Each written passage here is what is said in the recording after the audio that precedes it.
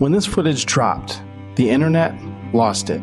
People who were convinced Karmelo Anthony was innocent, people who were convinced that he deserved every one of those 35 years, all of them had the same reaction. They weren't prepared for it. Because there's something about actually seeing it, hearing it, that no amount of courtroom reporting can replicate. When you hear his voice on that body cam, when you hear him say those words, something shifts. And then 15 seconds later, he's calm, spelling his name, answering questions like nothing happened. That moment alone broke the internet. Some people saw remorse. Some people saw a scared 17-year-old who didn't understand what he had just done.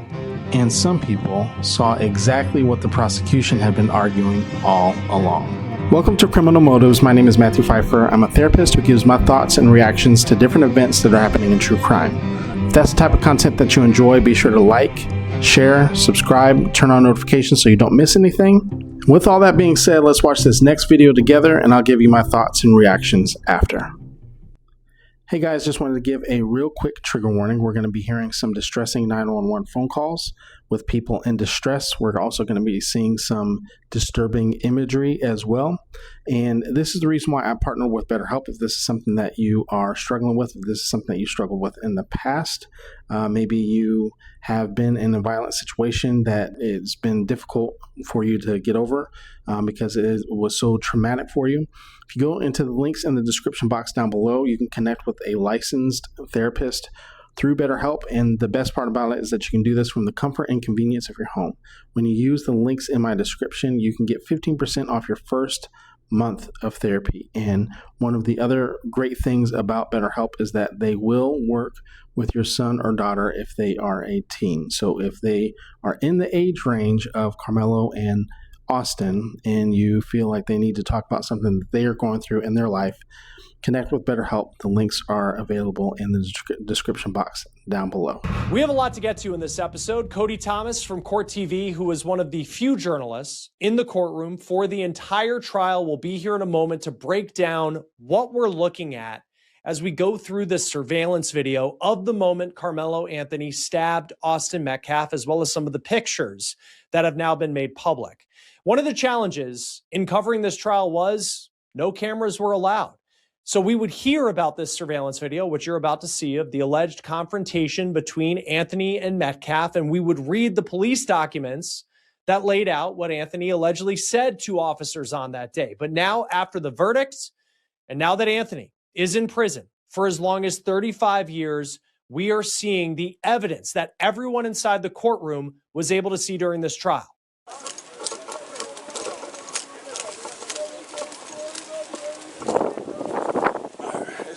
Suspect. Okay. I am. No, I'm not. I know how it goes. I'm not alleged. I did. Okay. That is body cam video of an officer arriving on scene after Karmelo Anthony had already been placed in handcuffs. And in that body cam, you can hear Anthony tell the officer that he is not alleged to have stabbed Austin Metcalf. He says he did it. We do have more body cam video to show you here in just a moment, but I want to begin with the 911 call that came in from the track meet in Frisco, Texas in April of last year. Frisco 911, what is the location of the emergency? Hi, we're at Kuykendall Stadium. My friend just got stabbed. Okay, do you know who stabbed him? We have no clue. He was sitting in our tent, but you need to send an ambulance right now. They're on the way, okay? Give me a description of the person that stabbed him. He was wearing a gray Essentials hoodie. He was black. He's standing out on the track right now. He's standing on the track? Yeah. Okay. His blue sweatpants on and John. Okay, what did he stab your friend with? I don't know. My friend's bleeding everywhere. Okay. Where was he stabbed at? The chest. Okay. And do you still see the person that stabbed him, or did he leave? It was Austin. Austin got stabbed in the chest. I'm sorry, what did you say? The person that stabbed him, is he still there? Do you still see him? Coaches detained Karmelo until police arrived, and you hear in that call so much chaos and panic as people are tending to Austin Metcalf. Austin would die from a stab wound to the chest, and at trial, the medical examiner said there was no way that Austin could have survived an injury that severe. Now, this is a 911 call from a coach who is trying to save Austin's life. We have Army veteran that's trying to keep compression on the wound. Okay. Are you with him now? He is laying here. How old is he? Starting to go unconscious. How old is he? High school age, so maybe 15, 16, 17. Okay. Is he awake? No, he's going unconscious. Okay. Is he breathing? Not right now. Breathing? No, he's not. He's not breathing at all? No. Okay. Where was he stabbed at? In his chest. There was a moment as we go through these 911 calls where coaches thought that Austin started breathing again and that there was this sign of hope that he could survive. But the Army veteran who was tending to Austin, he was also a coach, he testified at trial. He told jurors that he knew that Austin was gone. And I want you to listen just to the background of this call here as coaches are doing chest compressions on Austin Metcalf. Listen to the chaos. Freaking out, and they were just trying to contain him. Okay. Give me a breath, Austin. Give me a breath, Austin. Give me a breath, Austin. You're doing good. Let me know when they're with you, okay? Like I said, I'm not just going to until they're with you. Let me know if you stop breathing, okay? I heard that breath. Okay. Come on, Austin. Come on, Austin. That's it. Come on, bro. Come on, baby. Come on, you got this. You got this. Come on. Okay, we got the suspect, okay? So you guys just focus on him, okay? Okay, thank you. Come on, come on. Every once in a while there's a breath that he's here. Come on, come on, come on. I'm going to keep you with me, okay, until they're with you. Is he breathing still? He's trying, yeah. We're doing compressions and giving him mouth to mouth. Okay. Austin died at that track. I want to show you now the body cam video of when officers detained Karmelo Anthony, and I want you to listen to what Karmelo says and how his tone changes as he perhaps realizes what he just did. Hold on. And I'm just protecting myself. Where do you want me? If somebody is treating the victim, they need to be over there. Under a memorial tent. Don't reach for anything, all right, man? Stop right there for me. Right there. Dispatch 443, I got the suspects, and they're currently treating the victim, again, north end of the stadium. All right, any weapons on you like that? Come on. I'll look here. How long? He put his hands up. I know I'm not. 4-4, copy, I'll be in route. Help me, y'all back up a little bit. Come over here for me. Come over here. 447, clear. I'm gonna put your handcuffs for now, okay?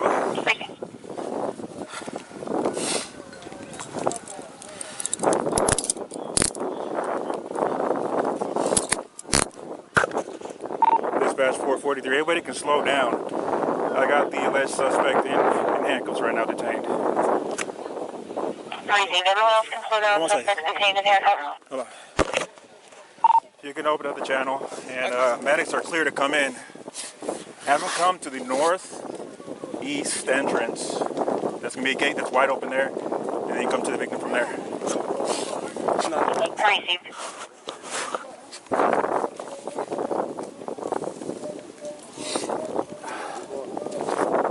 This is the alleged suspect. I am. All right, bye. Dispatch is 432. Huh? Okay. We'll figure that in a minute. So nothing on your person at all? No, sir. Nothing? No, sir. Mind if I reach in your pockets and stuff and all that? Nothing gonna stab me? No, sir. Okay. I'm going to be out with this, sir. Racing. I'm gonna get a little personal there, okay? Just to make sure. My car's right there. Okay. Yeah. You want me to get up now? Come on. All right. The victim's going to be underneath that tent over there, so I'll get medics. I think he was analyzing. Memorial tent over there, guys. All right. He put his hands on me. I told him not to. He put his hands on me. What's happening right now?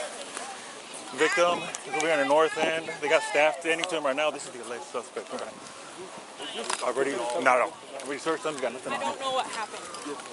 423. Trackers have negative CPR progress for a little bit. Racing. You sure that's the wrong thing? Racing.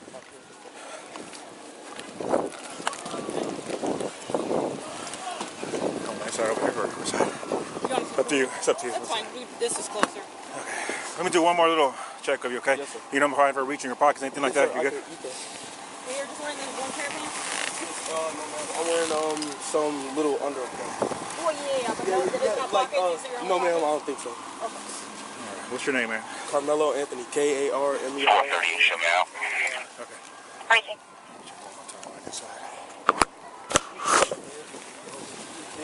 Have a seat here real quick, man.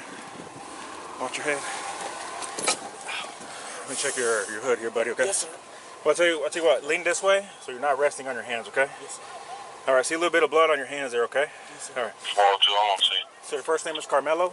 Yes, sir. Karmelo. Let's see, hold on one second. Is he gonna be okay? I don't know yet, man. Carmelo, C-A-R-A. K-A-R. K-A-R. M-E-L-O. M-E-L-O, Carmelo. What's your last name? Anthony. A-N-T-H. O-N-Y. O-N-Y. Where are you in? I'm in 12th grade. 10th grade? You go to Emerson? No, sir. Where do you go? Centennial. Okay. I'm in 12th grade. 12th grade? Yes, sir. Okay. No, Centennial. All right, sit tight for me real quick, bud, all right?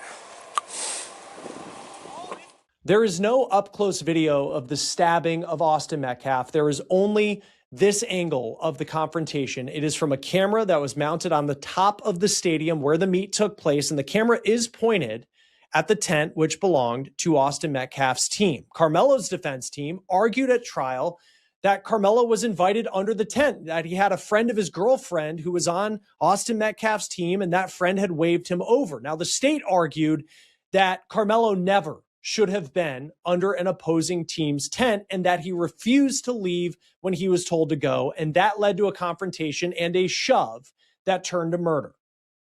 Join us now to talk more about the evidence that we're all now seeing on the outside for the first time is Cody Thomas from Court TV, who is in the courtroom for the entire trial of Karmelo Anthony. So here's the surveillance video, and you described it as like in you know, I don't know directly the words, but it's like you can't really take a lot away from it because like you see the moment, you see some sort of scuffling, perhaps the shove inside of the tent. But to your point, I mean, it is just, it's not a lot when it comes to maybe what people were hoping they were going to see when they see this. Like, what stands out to you now that we're all kind of watching what you were describing in the courtroom?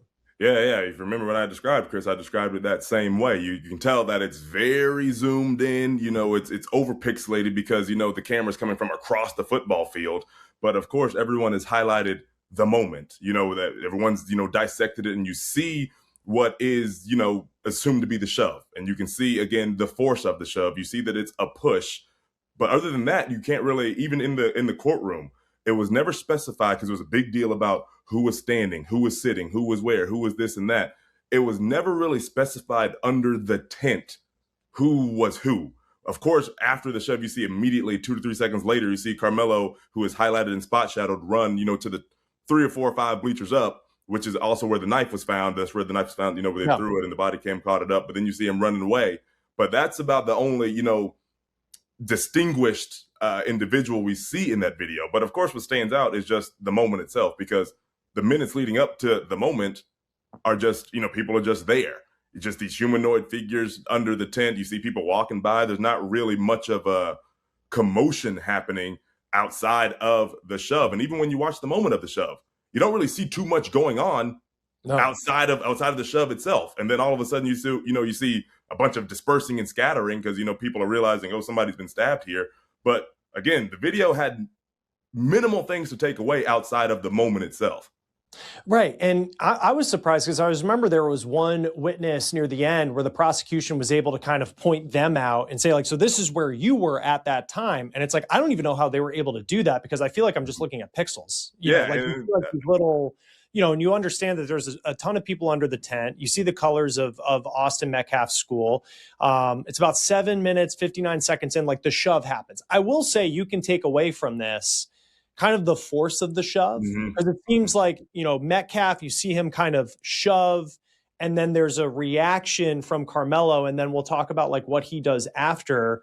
But I think that was something. I mean, I look at this, and it wasn't, if you were someone who was, you know, on the side of the defense, it feels like it's a shove. I mean, that's what it is. It doesn't seem like it's this aggressive punch or something like that. And How do you remember that playing out in the courtroom, just that particular part and kind of the force and how it was described?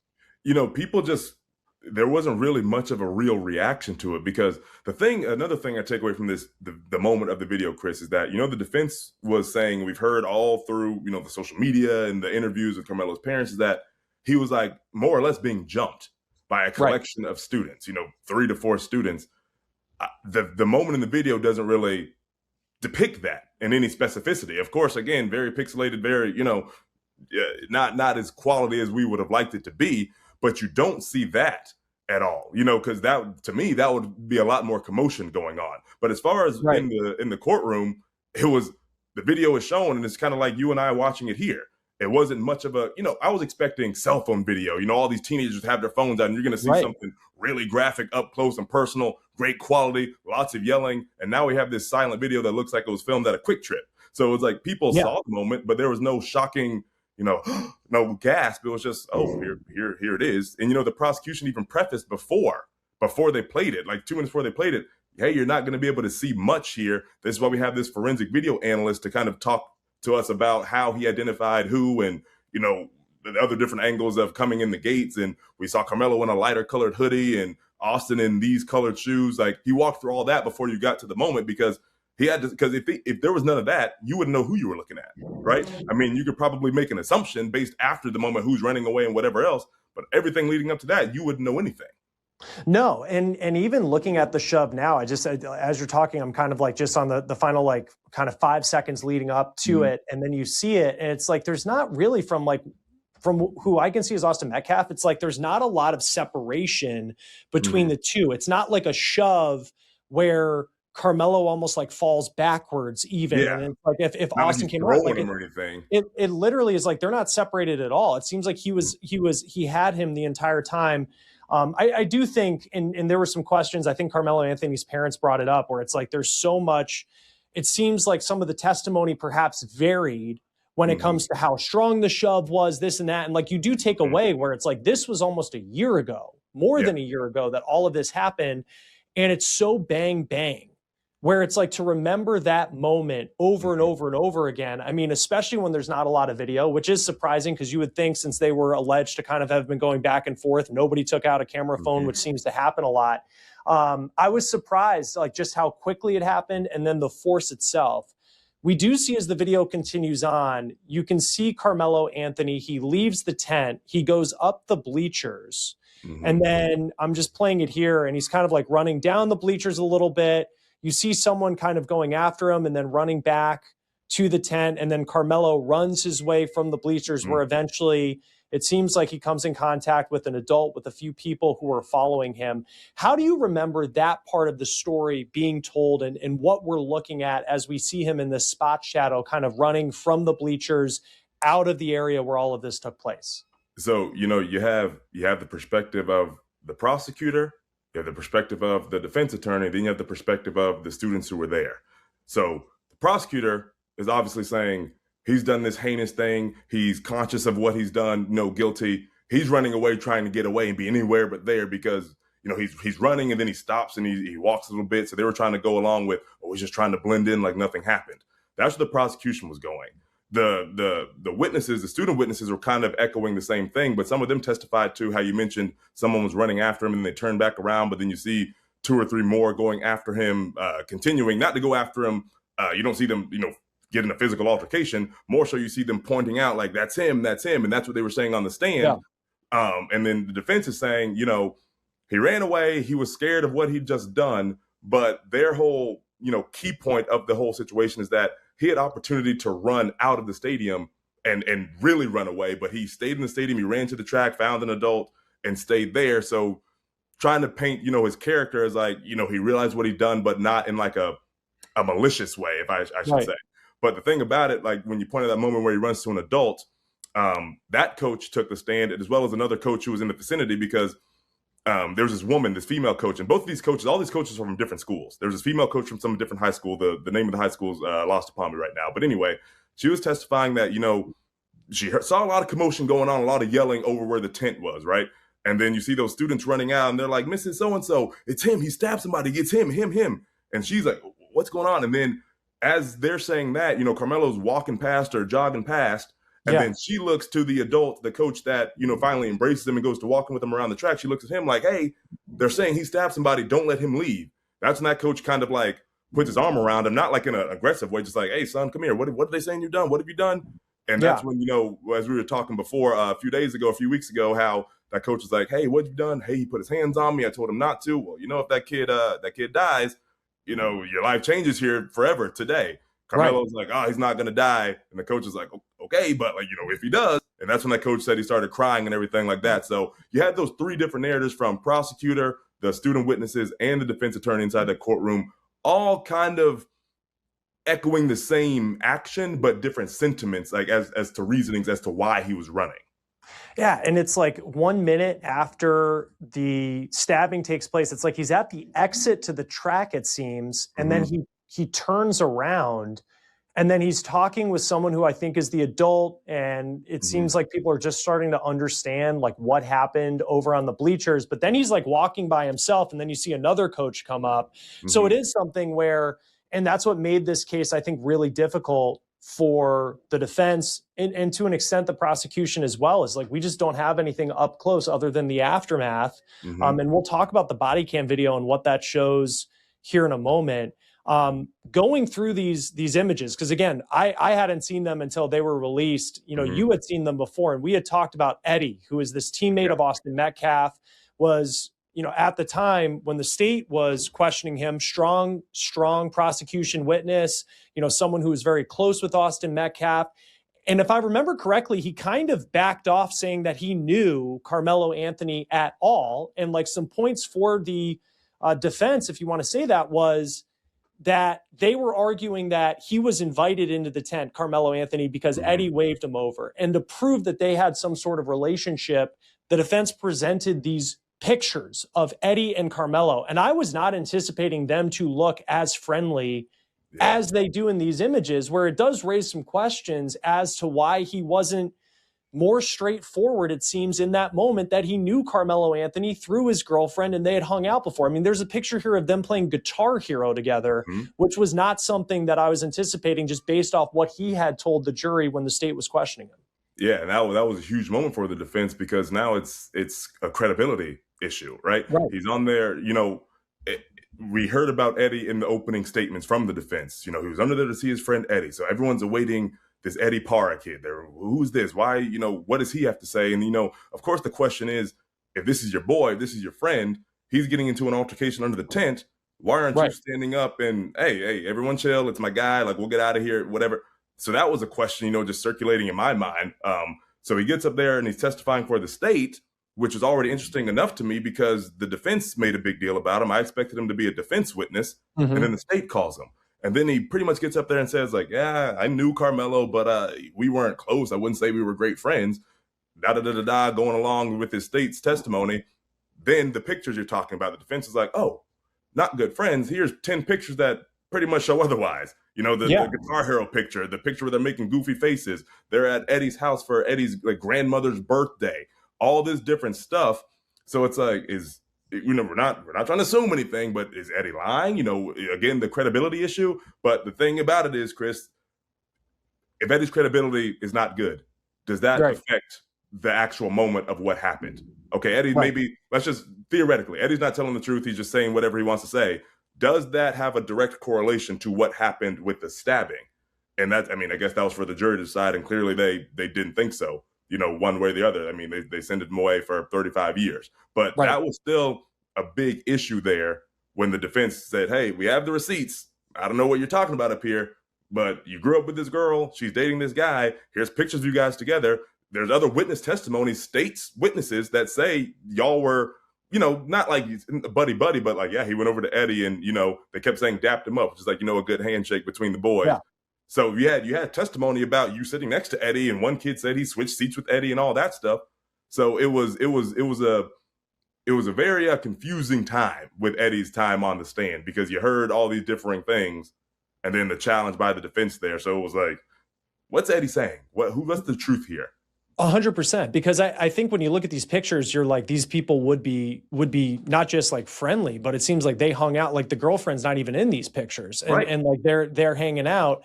You do wonder, and apparently for the jury, they felt this way. It's like, okay, so even if he was invited under the tent, whether he shouldn't have been in the tent or should have been in the tent, like the jury apparently didn't really think that really mattered, where the defense seemed to argue like, look, Karmelo Anthony was invited into this tent, whether or not like track culture or anything like that matters. And then he's, the defense would argue he was the victim. Austin provoked it. Austin shouldn't have put his hands on Karmelo Anthony and all of this. Of course, when you respond with force using a knife, that's something where you just wonder, how strong of, this gotcha moment on this witness actually mattered at the end of the day. Speaking of the knife, we have seen it now for the first time. And I'll say, like, this isn't, it's a pocket knife, but it's not like a Swiss Army knife that you would use. I know we talked about like, oh, maybe he likes going camping, and they could argue that. I mean, this is, I'm not a knife owner myself of something like this. About it, but right, this is not like a Boy Scout Swiss Army knife that you would have on a keychain back in the day. And I just wonder how much, when this was shown to the jury, does that, because it comes off as an intimidating knife, when you look at it. And so we didn't see the knife used in the act. We saw an exact replica. Like, so the evidence knife, I guess they have that at wherever they have it at, stored at the police station or wherever. But we saw an exact replica of it, and they were doing demonstrations.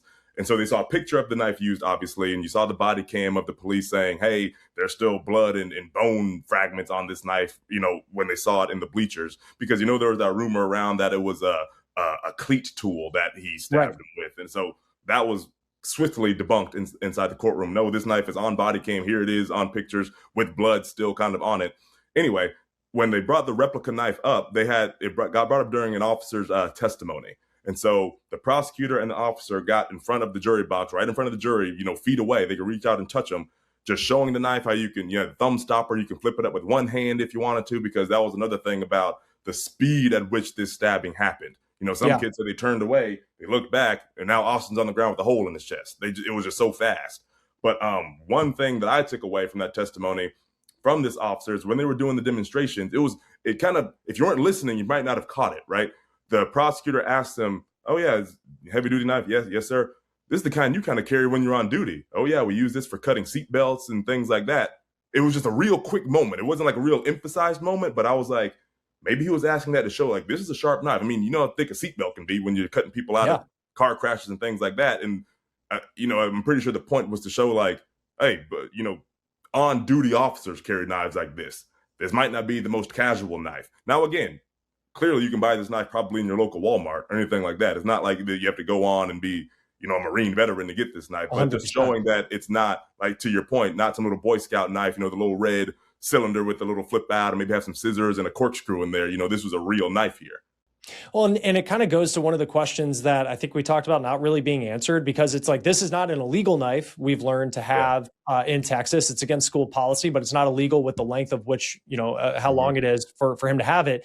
But when you look at it, the question that comes to your mind is, why would you bring this to a track meet? And that's still, even if that's not something where, like, look, he wasn't charged with any weapons offenses, but it just didn't seem like that was really answered. And like, if just to kind of do that, if I was in the jury, like, when you look at a knife like this, you're like, why would you bring that to a track meet beyond the fact that question was already being asked in the first place? And the other part too, wasn't it argued that he already had this open in his backpack? What was that? I'm trying to remember. That was it wasn't, specified, because no one really knows. But to the point I was making just a second ago, the speed at which the stab happened, they were pretty much saying, some of these student witnesses, and the prosecution, of course, was compounding upon it, was that, the whole touch me and see what happens. His hand's in the bag for, however many seconds it was in the bag before everything went down. They're trying to say that put his hand on the knife, opened it while it was in the bag. So once whatever he felt was going to happen, the knife was ready to go. Right. That wasn't, proven, as a fact. Obviously, the defense was saying, oh, it was just a warning and this and that. But the speed at which people were saying this happened, like in the blink of an eye, they didn't even realize, like, even the people who were watching what happened, Austin shoves, whatever happens in 2 seconds, they did not realize Austin was stabbed until he lifted his shirt and blood's everywhere. So that was the whole argument there. Like, this knife had to have been opened.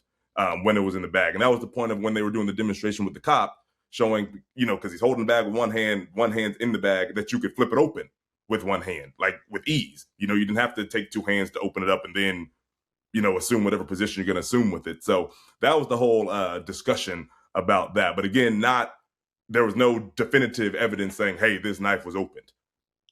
And then just lastly, the body cam video. And we see the video that's been released, the body cam. You have the officer who was the first one to interact with Karmelo Anthony. And then there's another 17-second clip that shows the infamous moment, if you will, that, was definitely shocking reading police documents when he says, "I'm not alleged, I did it," something along those lines. And you hear him say that for the first time.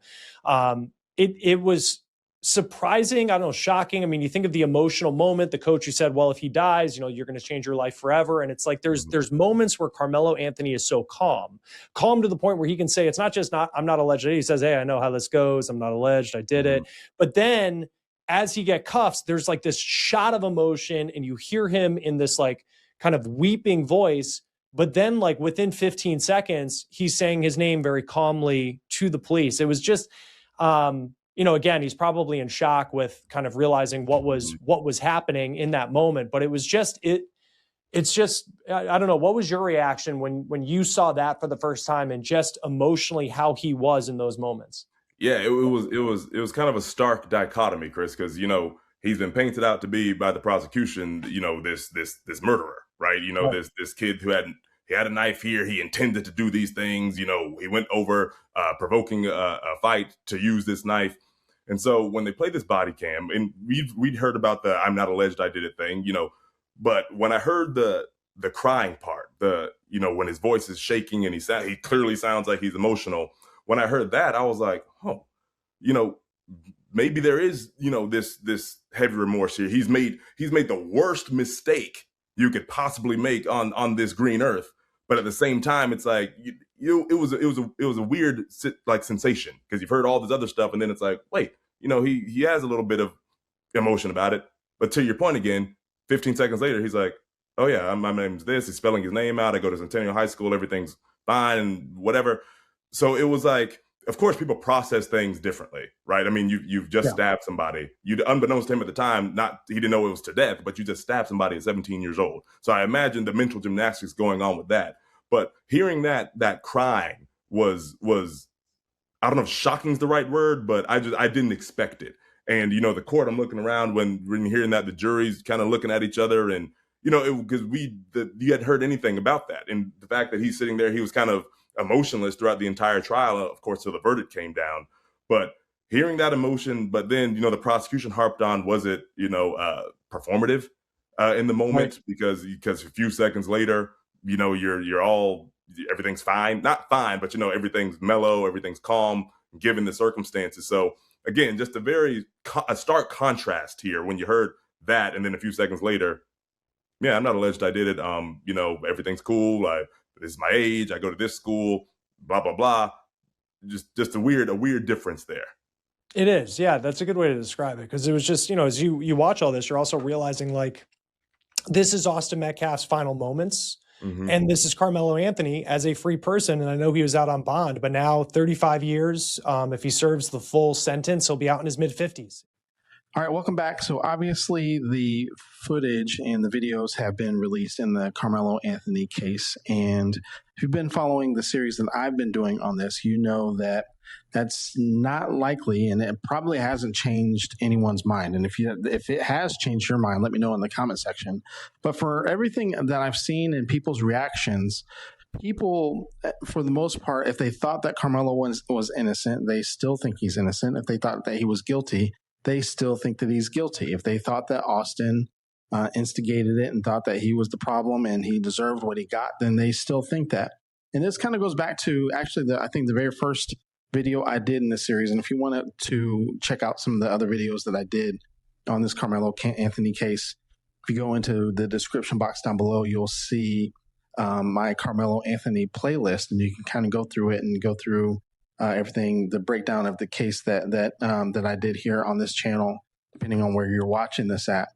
But what I said is that people lack a lot of nuance in society today, and they lack a lot of nuance when it comes to trials like this. And oftentimes people will just kind of choose a side, whether it be because one person is black, the other person is white, or one person is on this side of the political scene and the other person is on that side of the political scene. And oftentimes people will place their stakes there and lack, whether it be intentionally or unintentionally, a lot of nuance when it comes to the law, when it comes to the story, when it comes to the facts, and they just kind of skim over the headlines or skim over some of the highlight points of certain topics and won't really dig in to really get a better understanding. What I mean by that is that this video, even though it wasn't very clear, they talked about in this video how it was very pixelated, and this is something that you'll hear a lot of people talk about on social media and that sort of thing, is that people on both sides will say things like, well, it wasn't very clear, so it kind of justifies like whatever it is that they want in that situation. But one of the things that we can definitively say, even with the video not being as clear as what anybody would like, is that Karmelo wasn't jumped. He wasn't jumped. Things happened too quickly. We were able to see the shoving and things like that, and we would have been able to see the commotion, and we would have been able to see a crowd of people around Karmelo if that were the case. So we know that he wasn't jumped, and so if he wasn't jumped, we also cannot justify the stabbing, period. And even if we want to say that Austin was the person who instigated this fight, that's something I think that we can say is relatively unclear in terms of who pushed who first and things like that. But what we can say, regardless of who pushed who first, is that we cannot justify the stabbing, even if Karmelo was pushed first, because, and this goes back to what I was just talking about in terms of the nuance, you cannot bring a knife to a fist fight. And this is where a lot of people are lacking a lot of nuance when it comes to this case, when it comes to this topic. Does Karmelo have a right to defend himself? And that's kind of where people stop.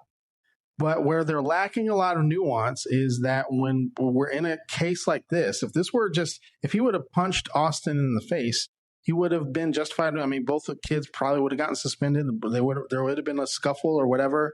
He would have been kicked out of the track meet or whatever. But when we're talking about a case that's this egregious, where one kid lost his life, another kid stabbed another kid, we now have to go, and you're now placing your life and freedom into the hands of the law. We have to look at the letter of the law. And the letter of the law says that, yes, you have a right to defend yourself, but you have a responsibility to defend yourself to the level and to the extent that the aggressor is coming after you. So if Austin would have had a knife or a weapon, then this would be a very different case and circumstance.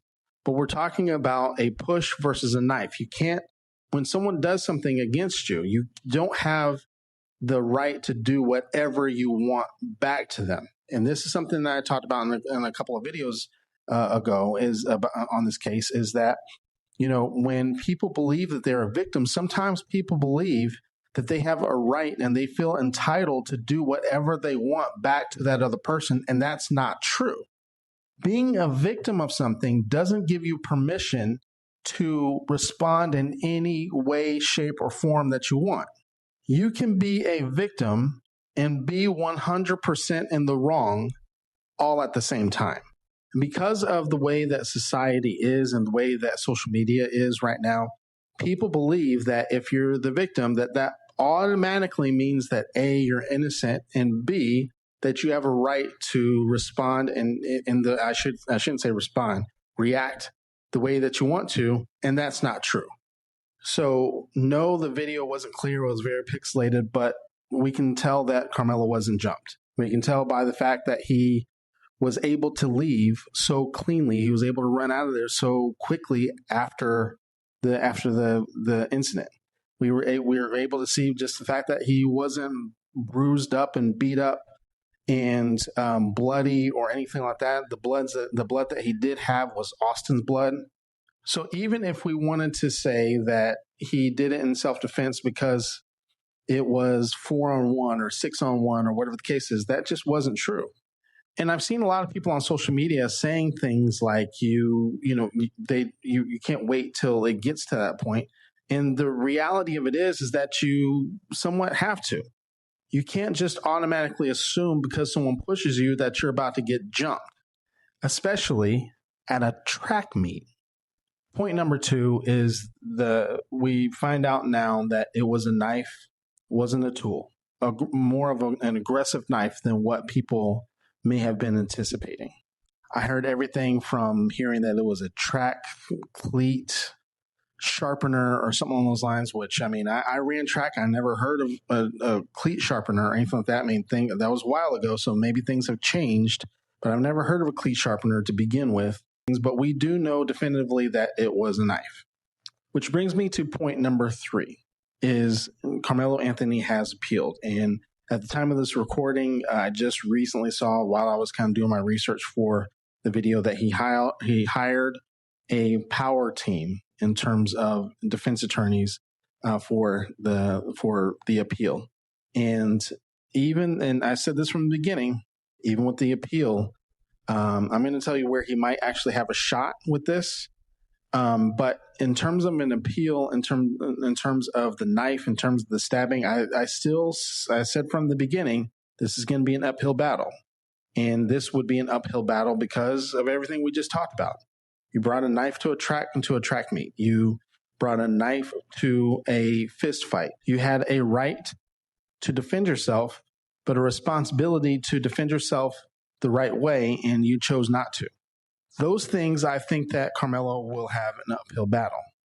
Now, if Karmelo were to get off, if this appeal were to go through, which I still think it would be an uphill battle, it would be on some sort of technicality.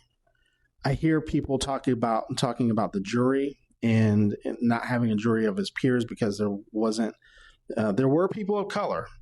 I hear people saying that there was an all-white jury. That's not true. But that there weren't any black people, and that there were people who were qualified and that they were struck out. I don't know the rules on that. I'm not an attorney. I'm not even going to pretend to be an attorney, but it seems like this is going to be more of an appeal on a technicality than it is on the actual event. So we've seen people be able to get off on technicalities. From what I'm hearing and from what I see and from the research I've done from other attorneys and from attorneys that I follow and from attorneys that I've interviewed on my podcast and things like that, I still think that this is going to be an uphill battle, even with the technicality. But I don't see how he can get an appeal on the actual event, because the event, I heard a couple of attorneys say that sometimes the facts are just the facts. And he stabbed someone. I mean, there were witnesses. There were both black and white witnesses who testified against him. That part would be an uphill battle, but we'll see what the technicalities look like. But let me know your thoughts in the comments below. Thank you very much for watching. If you enjoy this type of content, be sure to like, share, subscribe, turn on notifications so you don't miss anything. With all that being said, thank you very much, and I will see you in the next video. You guys have a good one.